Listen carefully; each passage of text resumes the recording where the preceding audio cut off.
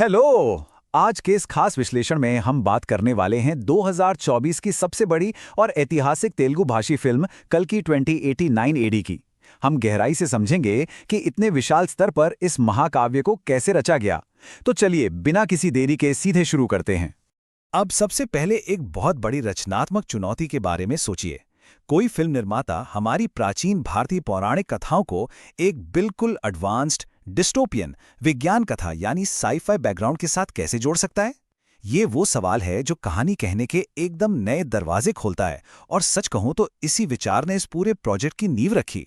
इस कॉन्सेप्ट को पौराणिक विज्ञान कथा या माइथोलॉजिकल साई-फाई कहा जाता है। ये सिर्फ दो अलग अलग जॉनर को मिलाने भर की बात नहीं है।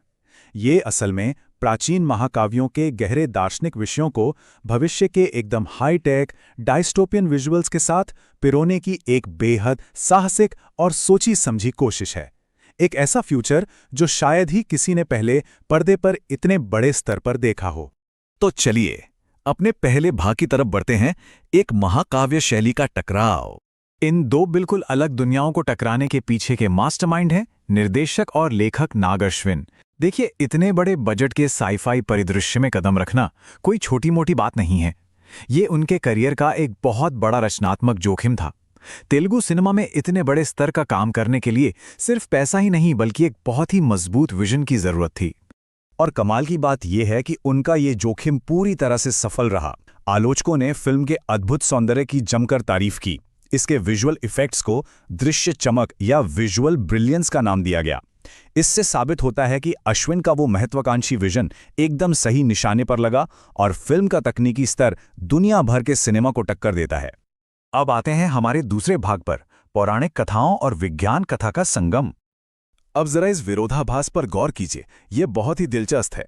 एक तरफ हमारे पास विजय देवरकुंडा द्वारा निभाए गए प्राचीन पौराणिक योद्धा अर्जुन का कैमियो है, जो सीधे तौर पर हमारे इतिहास और मिथकों से जुड़े हैं। और ठीक उसी कहानी में एक बिल्कुल एडवांस बात करने वाला एआई साथी है, एक फ्यूचरिस्टिक ड्रॉइड व्हीकल जिसे बुज्जी कहा गया है, जिसे कीर्ति सुरेश ने अपनी आवाज दी है।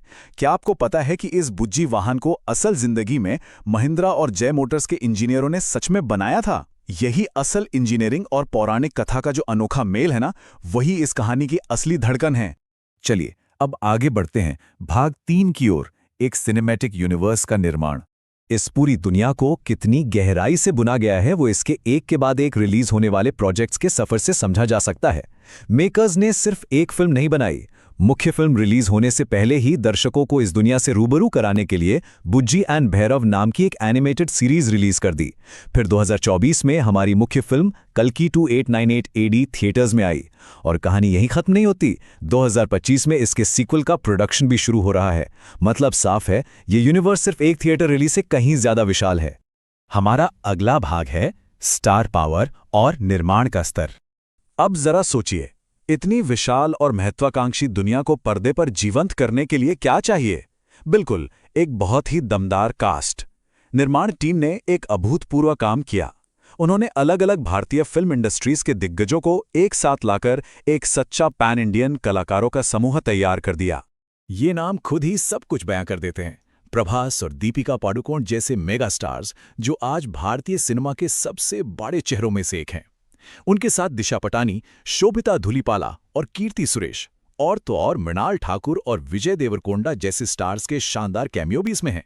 ये सभी दिग्गज इस विशाल पौराणिक विज्ञान कथा दुनिया के चेहरे बन गए और अपनी परफॉर्मेंस से पूरी कहानी में एक अलग ही जान डाल देते हैं।